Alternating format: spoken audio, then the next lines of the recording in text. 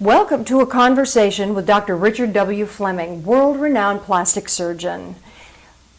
I think the first thing we want to focus on is the scope of your practice. Tell me a little bit about your practice, how long you've been here, and the type of surgery you do.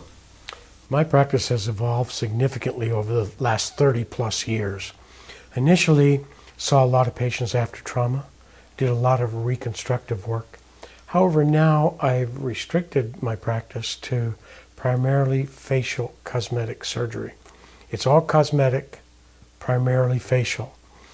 I've eliminated all body procedures except for liposuction. However, we do have other people in the clinic who in fact do the breast work and the tummy tucks and the body cosmetic surgery. It's a real misconception that the most popular cosmetic surgeries are breast augmentation and liposuction. While certainly a lot of that work is done, there's no doubt that the most popular cosmetic operation in the world is rhinoplasty. We all talk about the big Roman nose that's reduced, but that's a caricature because certainly that's done, but not frequently.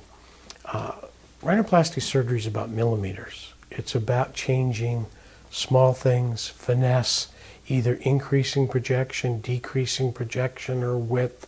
All of these things are individualized. So it's not about gross reduction.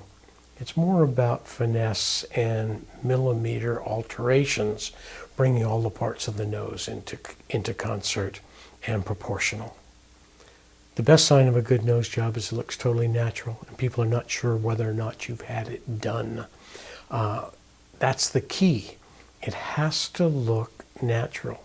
I have a dear friend who's an internationally known chef, Tom Keller. His signature restaurants are the French Laundry in Napa and Per Se in Manhattan. When he's talking about his food, not just the content, but also the preparation, the presentation, he says it's all about finesse. Well, we can say the same thing about our rhinoplasty work. It's the fine points that make the difference. One of the biggest challenges we have with rhinoplasty surgery is not only we dealing with form, appearance, the cosmesis, but equally important is the function. So when we're doing rhinoplasty surgery, we have several goals: either maintain or improve the function of the nose in addition to the cosmetic changes that we all see. Rhinoplasty is done by people of all ages. It's not gender specific. Both men and women have this done. Some rhinoplasty is done strictly for functional purposes, so that's another indication for this. Rhinoplasty is also done after trauma. And when you think about facial trauma, if in fact there is facial trauma, it almost always involves the nose, the central point of the face. So for all these reasons, rhinoplasty is in fact the most common cosmetic operation.